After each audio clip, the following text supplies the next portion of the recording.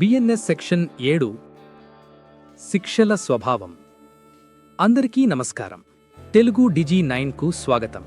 ఈరోజు మనం భారతీయ న్యాయ సంహిత 2023 బిఎన్ఎస్ సెక్షన్ 7 గురించి తెలుసుకుందాం. ఇది నేరానికి విధించే జైలు శిక్ష స్వభావం గురించి తెలుపుతుంది. అంటే జైలు శిక్ష పూర్తిగా కఠినంగా ఉంటుందా, లేక కొన్ని భాగాలు కఠినంగా కొన్ని భాగాలు సాధారణంగా ఉంటాయా అనే విషయాన్ని కోర్టు ఎలా నిర్ణయిస్తుంది అన్నదే ఈ సెక్షన్లో ఉంది. బిఎన్ఎస్ సెక్షన్ 7 ప్రకారం ప్రతి కేసులో నేరస్తునికి పడే జైలు శిక్షను కోర్టు నిర్ణయిస్తుంది. కోర్టు తీర్పులో శిక్షను మొత్తం సాధారణ శిక్షగా నిర్ణయించవచ్చు, లేదా మొత్తం కఠిన శిక్షగా నిర్ణయించవచ్చు, లేదా కొన్ని సంవత్సరాలు కఠిన శిక్ష ప్లస్ మిగతా సంవత్సరాలు సాధారణ శిక్షగా కూడా నిర్ణయించవచ్చు. అంటే శిక్ష ఎలా ఉండాలో కోర్టు నిర్ణయిస్తుంది. కఠిన శిక్ష అంటే జైలులో ఉండడమే కాకుండా కష్టమైన పనులు చేయించబడతాయి. ఉదాహరణకు కూలి పని, శారీరక శ్రమ అవసరమయ్యే పనులను చేయించడం.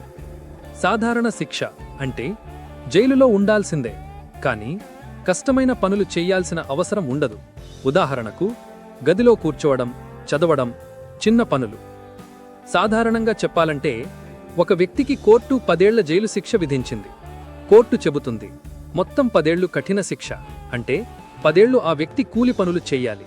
మరొక సందర్భంలో కోర్టు చెబుతుంది 5 ఏళ్లు కఠిన శిక్ష ప్లస్ 5 ఏళ్లు సాధారణ శిక్ష అంటే మొదటి 5 ఏళ్లు కష్టమైన పనులు చెయ్యాలి, తరువాత 5 ఏళ్లు కేవలం జైలులో ఉండడమే సరిపోతుంది.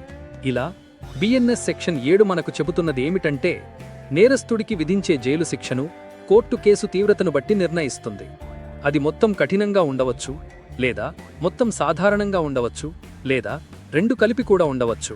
ఇది న్యాయ వ్యవస్థలో ఒక ముఖ్యమైన అంశం, ఎందుకంటే ప్రతి కేసు పరిస్థితులు వేరేగా ఉంటాయి. కాబట్టి మరిన్ని లీగల్ వివరాలను సులభంగా అర్థం చేసుకోవడానికి తెలుగు డిజి 9 ఛానల్ను సబ్స్క్రైబ్ చేయడం మర్చిపోవద్దు.